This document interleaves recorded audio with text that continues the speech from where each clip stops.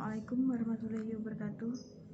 Di sini saya akan sedikit menjelaskan tentang unsur-unsur dalam sebuah proposal. Yang pertama ada pendahuluan. Dalam pendahuluan terdapat latar belakang masalah.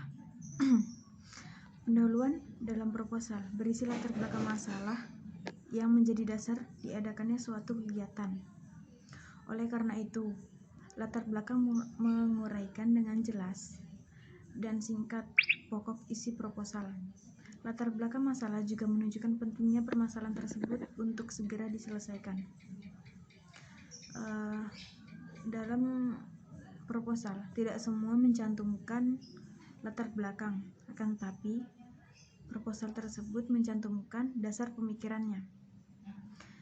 Selanjutnya ada masalah atau rumusan masalah. Masalah yang diungkapkan harus berkaitan dengan objek penelitian atau kegiatan.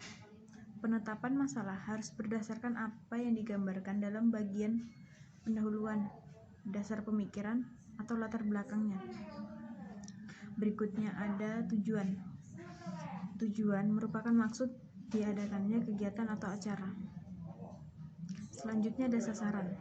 Sasaran mengungkapkan ditujukan kepada siapa kegiatan tersebut dilakukan. Pelaksanaan atau teknik pelaksanaan. Teknik pelaksanaan adalah cara menyelesaikan permasalahan yang diajukan dalam proposal. Teknik pelaksanaan ini disampaikan untuk meyakinkan penerima proposal bahwa permasalahan tersebut dapat diselesaikan secara logis dan tepat. Selanjutnya ada jadwal pelaksanaan. Jadwal pelaksanaan dibuat berdasarkan waktu, jenis kegiatan, dan orang yang menangani kegiatan tersebut, serta orang yang memberikan gambaran tentang kegiatan dari awal hingga akhir.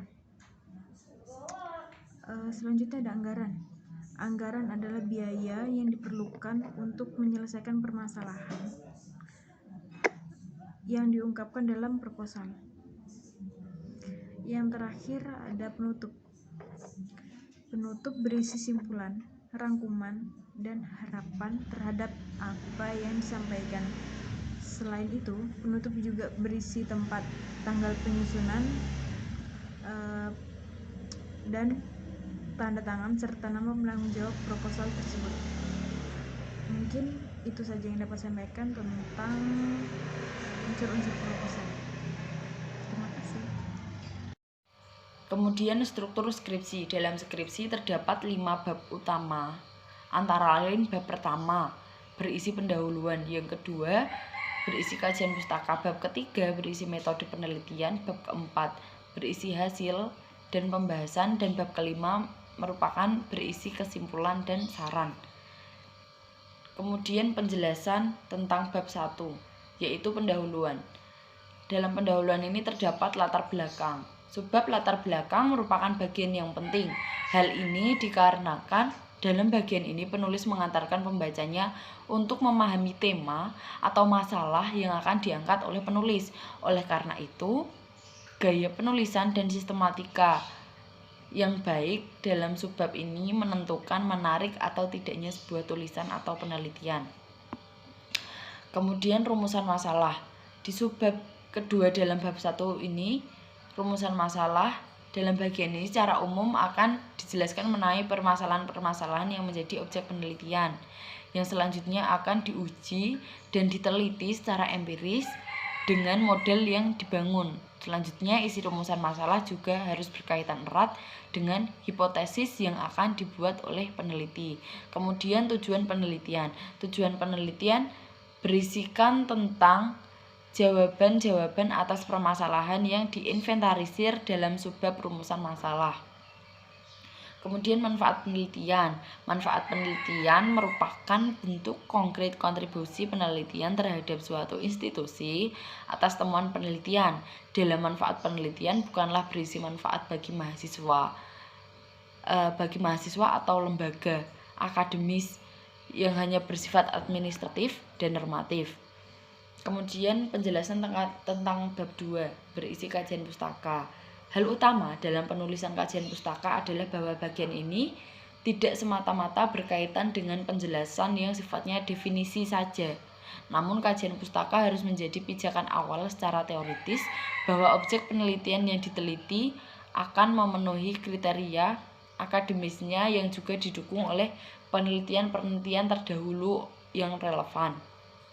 Oleh karena itu, mengapa dalam kajian pustaka 90% itu di dalamnya berisi literatur yang relevan seperti dari buku atau jurnal atau artikel penelitian.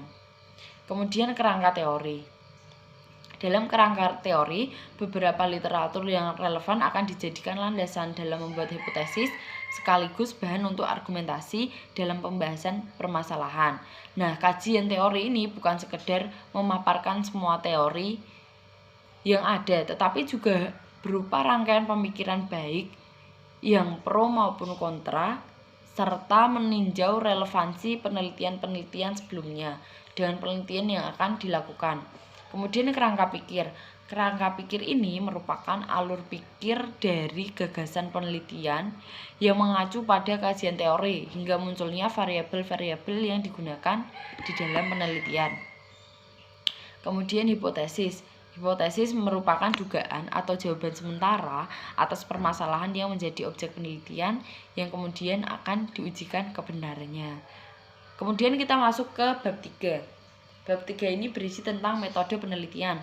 Bagian metode penelitian secara garis besar menjelaskan tentang metode analisis yang digunakan dalam penelitian, termasuk penjelasan masing-masing variabel dan jenis data yang digunakan.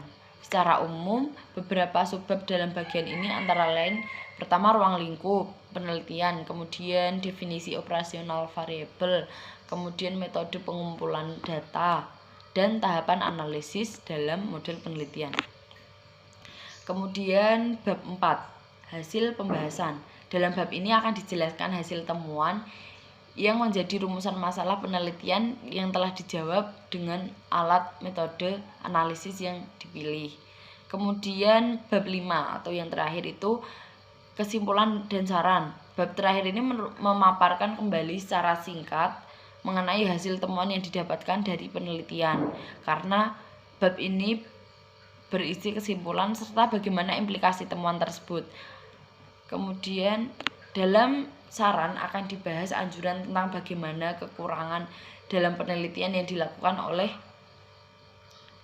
dilakukan dan diharapkan selanjutnya. Selain itu, berdasarkan policy implication yang didapatkan dari penelitian, maka dalam saran akan ditunjukkan straight to forward pada institusi yang berkaitan tentang apa yang penting untuk dilakukan ke depannya berdasarkan penelitian.